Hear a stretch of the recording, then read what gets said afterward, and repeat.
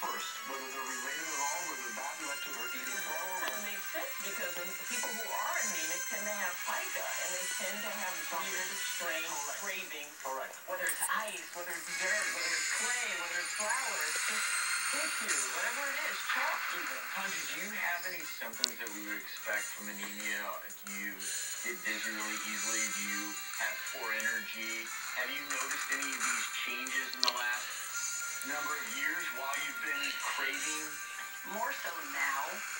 In previous in times past, I didn't notice it as much. Now it's the dizziness. Now it's the lack of energy. What about shortness of breath? Shortness of breath. There were all these symptoms, that, again, this is why it's so important not to leave symptoms be and go get examined. Because we tend to underplay them, and there could be something very important. The flour eating could just be a manifestation of the anemia. Or, we'll see, the anemia may have been due to malnutrition. But it's at such a point where we really now need to be aggressive. And at this point, I think your situation kind of highlights a lot of things. The doctors, our first thought is, okay, is there a medical reason for this? Right now, to be honest with you, you need more testing, and Dr. Corey is going to continue along with you in that path. But right now, we're sitting here saying, okay, it could or it couldn't be related, and it's most important right now to focus on your health and sort of evolving in that process.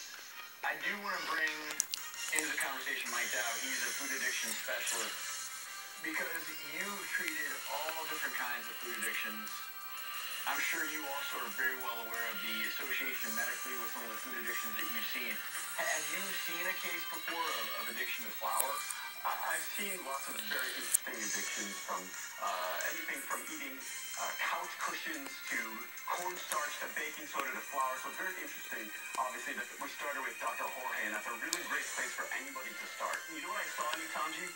You said the word calm when you were eating that flour, and you also got really emotional in Dr. Jorge's office. So that's helping two things. Number one, carbohydrates, flour, sugar, they release serotonin in the brain, which can calm you, and it's also addictive, right? So that explains that addictive process.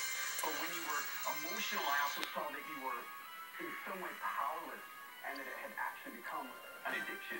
So I think no matter where it starts, whether it's medical or whether it's emotional, I think they work together, and we have to actually treat all of Tanji to sort of really cure her. If you're willing, we'd like to work this up further and follow along and bring you back